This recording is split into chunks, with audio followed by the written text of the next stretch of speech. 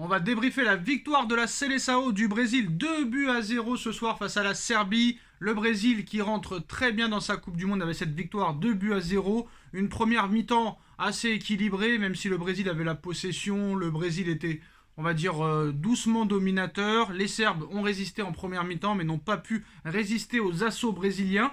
Peu vu en première mi-temps, Richarlison s'est très clairement montré avec ce doublé en 10 minutes. Nono est avec nous, salut Nono. Salut Sacha. Alors, victoire du Brésil, l'homme du match quand même, Richarlison, l'attaquant de Tottenham qui sauve le Brésil 2-0.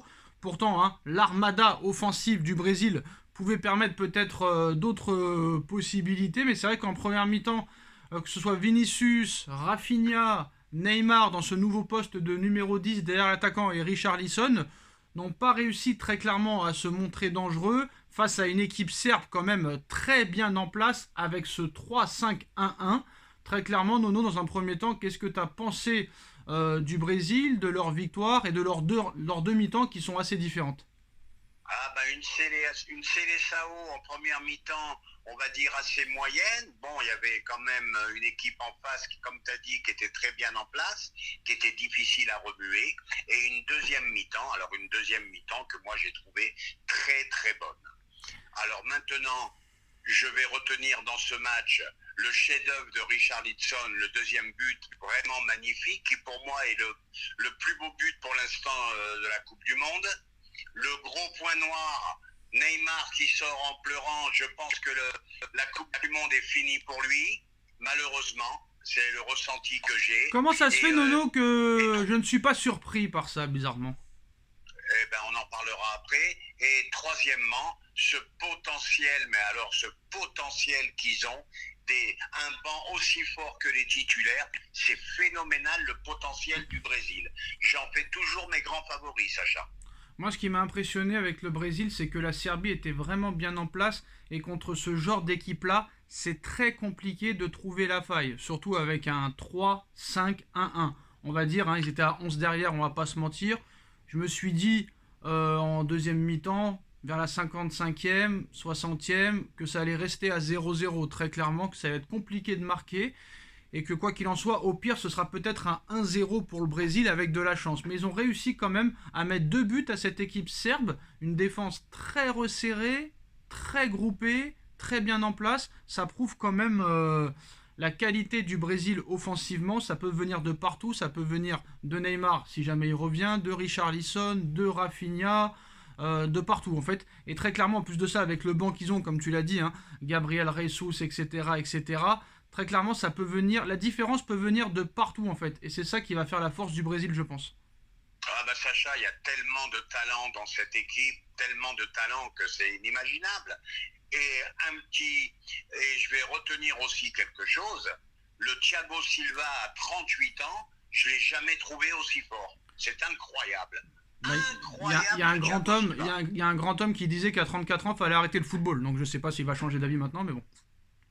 Je le sais, ce grand homme, je le connais, et c'est toujours un grand homme, mais vraiment Thiago Silva, mais alors à regretter qu'il soit parti du PSG il y a 3-4 ans, quoi.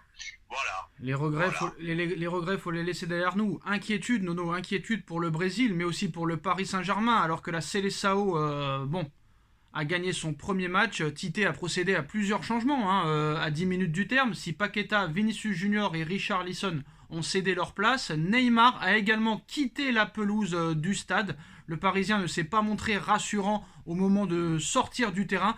Touché à la cheville quelques instants auparavant, le Brésilien est resté de longues secondes au sol, pris en charge par les médecins de sa fédération. L'ancien joueur du Barça a finalement été remplacé par Anthony, l'attaquant de Manchester United, on n'en parle pas trop non plus aussi, Nono, mais Jesus Anthony sur le banc, c'est assez impressionnant. Donc maintenant, le Brésil, Nono, retient son souffle, le Paris Saint-Germain aussi, mais voilà, ne faites pas les surpris, ne faites pas les émerveillés. À chaque match, de toute façon, c'est possible avec ce genre de joueurs-là. Très clairement, ça peut arriver à tout le monde, mais Neymar encore plus. Donc, faut pas faire les émerveillés. Très clairement, déjà, moi, j'ai été surpris qu'il ait tenu du début de saison, ça veut dire le 1er août au 24 novembre, sans blessure. Déjà, j'ai été très, très, très, très étonné. Très étonné. à croire que très clairement on a demandé à certains joueurs de ne pas le blesser, j'irai pas jusque là. Mais voilà, Nono, je vais pas te mentir, il y a des joueurs, même quand ils ont une hygiène de vie exceptionnelle, remarquable, ce que fait Neymar depuis quelques mois. Bon, certes, peut-être qu'il paye les problèmes qu'il a eu de comportement, d'hygiène de vie dans le passé, il le paye aujourd'hui. Mais voilà, au niveau hygiène de vie, depuis 6-7 mois, il était irréprochable. Je ne sais pas si cette blessure-là, il les paye des années précédentes. Mais par exemple, un joueur comme Messi, un joueur comme Mbappé, un joueur comme Cristiano Ronaldo, ils ne se blessent jamais. Ils ne se sont jamais blessés dans leur carrière. Et même quand ils se blessent, au grand maximum, ce sera 2-3 semaines, voire un mois. Et on sait qu'à chaque match, ils peuvent prendre des tacles par derrière, des coups de coude. T'as de très grandes chances qu'ils se relèvent. Même des tacles par derrière, même quand on veut leur casser la jambe. Même Dembélé, j'ai été surpris quand il a pris le tacle assassin par l'Australien, Nono. Hein. J'ai été surpris que Dembélé se relève. Tu te rappelles de ce tacle-là, de l'Australien? Oui, mais ce genre de tacle-là sur Neymar, 3 fois sur 4, ça sort sur civière. Alors Nono, faut-il s'inquiéter pour Neymar? Là, le pauvre, malheureusement, ça tombe sur le pied de son ancienne blessure qu'il a eue avec le PSG.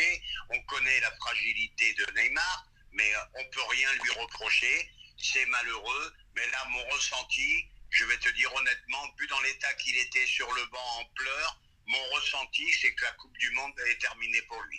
Ah, il a vraiment pas de cul, le gars, quand même. Hein. Il a vraiment pas de chance. Non, il a pas de chance. Attention, hein. J'ai pas dit qu'il a pas de chance dans la vie. Hein. J'ai pas dit qu'il a pas de chance dans la vie, attention. Mais ce qu'il faut savoir, c'est que c'est comme ça. Dans la vie, il a peut-être... Je sais pas si Nono m'entend quand je parle. C'est peut-être un problème de micro, je ne sais pas. Ça grésillait un peu, ça. Ouais, c'est la mode en ce moment. Alors, l'image de la cheville enflée de Neymar, on va vous la montrer. Hein. On va faire un gros plan là-dessus. C'est vrai que c'est gonflé. Hein. C'est assez impressionnant. Je vous montre la photo là, juste ici. Voilà. On attend le focus, donc c'est assez gonflé, comme vous pouvez le voir. En tout cas, il est debout, donc ça veut rien dire, tu me diras, mais voilà, l'image de la cheville enflée de Neymar, c'est assez impressionnant. On va vous montrer un petit peu aussi l'image de la faute. C'est vrai que c'est assez impressionnant sur le direct.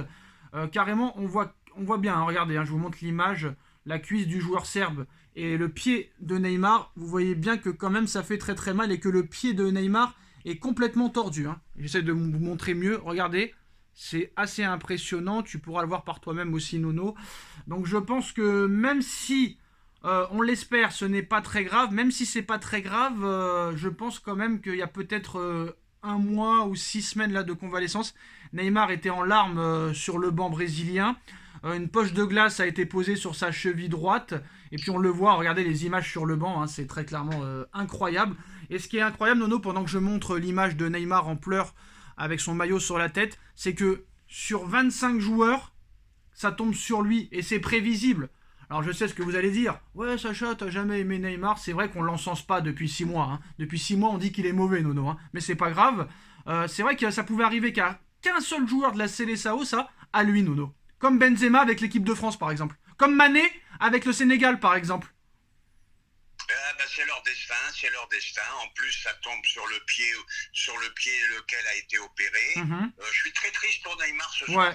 Je suis très triste parce qu'il avait fait tous les efforts du monde. Moi, je suis triste parce que là, je parle pas de la vie sociale. Hein. C'est vrai que c'est un joueur milliardaire, une célébrité, nanana. Je parle en termes sportifs. En termes sportifs, très clairement, depuis 5 ans, le mec n'a pas de chance. Il se blesse à la Coupe des Confédérations en 2019, le Brésil la gagne. Bon, heureusement, il a gagné la Copa América, mais là, très clairement, son rêve, c'était pas la Copa América, c'était pas la Coupe des Confédérations, c'était la Coupe du Monde, Nono. Et le mec, dès le premier match, il se blesse. Vraiment, là, là, franchement, c'est le Seigneur qui a décidé, je ne sais pas, Nono, mais franchement, il a pas de chance. Voilà, très clairement, il a pas de chance. Non seulement il a pas de chance, et il faut pas oublier que pour le PSG, dans quel état on va le retrouver. Nono, on va très vite aller au fond de la question et pas la peine de faire des romans. Si jamais Neymar est indisponible plusieurs mois, le PSG doit-il recruter encore un joueur supplémentaire offensivement? J'ai bien peur que oui. Voilà, parce que moi, j'allais te le dire, faut penser aussi au PSG. Dans quel état ils vont le retrouver mentalement? Ouais, mais c'est pas ma question, c'est ça encore le problème. Mais c'est pas ma question, je t'ai pas demandé dans quel état il va revenir. Je te fais déjà une affirmation. Si il est absent pendant quelques mois, est-ce que le PSG doit recruter? Ma question est française quand même.